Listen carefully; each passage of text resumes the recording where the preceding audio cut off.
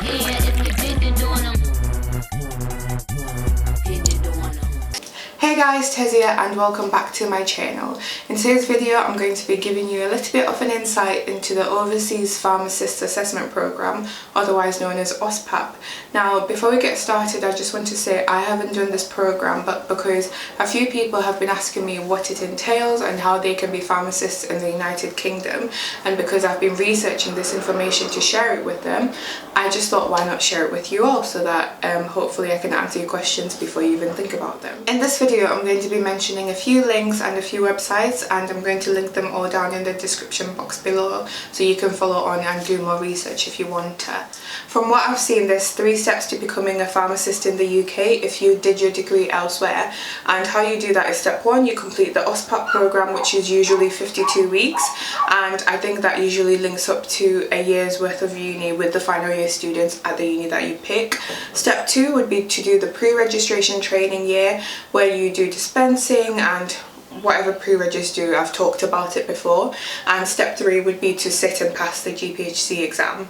So those are the main steps, and I'm going to try to break them down into as simple steps as possible. Now when I was researching this, I actually realised that this video is going to be quite long, so I'm going to do it in 2 parts. So this is part 1 and then part 2 will be coming out shortly. From when you start the OSPAP programme, which is 52 weeks, you normally have 4 years to complete the OSPAP programme, the pre-reg and the exam. So if you take a break for some reason, then that might affect your eligibility to be a pharmacist in the UK. So try and make sure that you complete it in 4 years. It takes 2 years minimum, 1 year being the OSPAP year and the 2nd year being the pre-reg year. So hopefully you'll be able to pass through all those steps and become a pharmacist like me.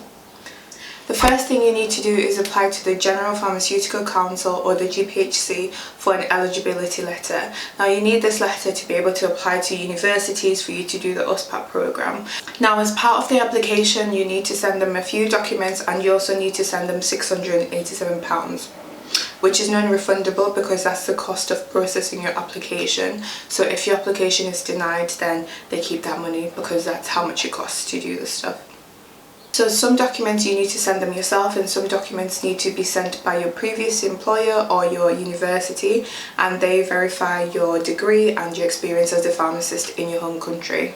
Another point to remember is that the documents should match your name word for word, letter for letter, and if it doesn't you might need to do a declaration. Let's say you got married or something, and if they're not in English, I think you can always get them translated, so it's not too much of an issue. So the first thing you need is the original degree certificate which you received from your uni, and you send the original, the GPHC makes a copy and they send it back to you. Now this can't be a verified copy or anything, it has to be the original. And let's say you've just finished university and maybe you haven't received your degree yet, then I think your university can write to the GPHC confirming that you've passed and you will be getting your degree certificate, and you then have to send that as soon as you get it to prevent your application being delayed. The next thing you need is the statement of comparability, which you get from the European National of Information Centres, I think, and that costs £49.50 plus VAT, and that's just to prove how your qualification in your home country matches the qualification in England. So again, you need to send the original to the GPHC and they'll make a copy and send it back to you.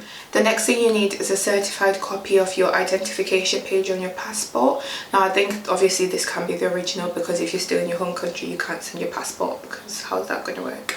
So you need the certified copy which they'll then send back to you. After that you need a duplicate or a certified copy of your birth certificate. Now this has to be again the same name, letter for letter, and it has to show your home country and that you were registered within 12 months of being born. I don't know why that's an issue, but it is. And if it's not, then I think that you need something else to prove your identity, I guess. The next thing you need is 2 countersigned passport photos, and I think the GPHC keeps one and they send the other one to the university that you plan on applying to, so make sure that they sign properly. So this is all the stuff that you need to send, and then the institution where you did your degree or your previous employment need to send the following details. You need your uni to send to the GPHC a full academic signed transcript of all the modules that you did and the grades that you got. The next thing you need is a letter of good standing from the regulator in your home country. This letter should have your name, your date of birth, your address, the fact that you're a pharmacist or you're about to be a pharmacist, any fitness to practice that you might have, and where you graduated. Next, you need 2 references from either professional or academic referees.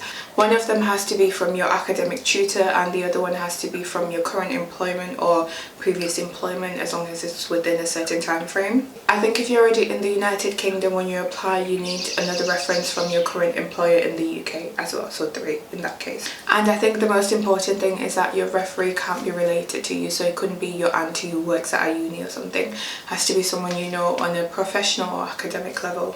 So after you've done all this, then you need to prove that you can speak English, because I guess if you're going to be working in a patient-facing environment, you need to be able to speak the most commonly spoken language in that country, and that happens to be English in England or the United Kingdom, depending on where you go. So I think you have 3 options for this. You can either do the IELTS test, you can either prove that you've done your degree in a mainly English spoken country for the past 3 years, or that you've practiced as a pharmacist or pharmacy technician in a mainly English spoken country. So that's all the documents done.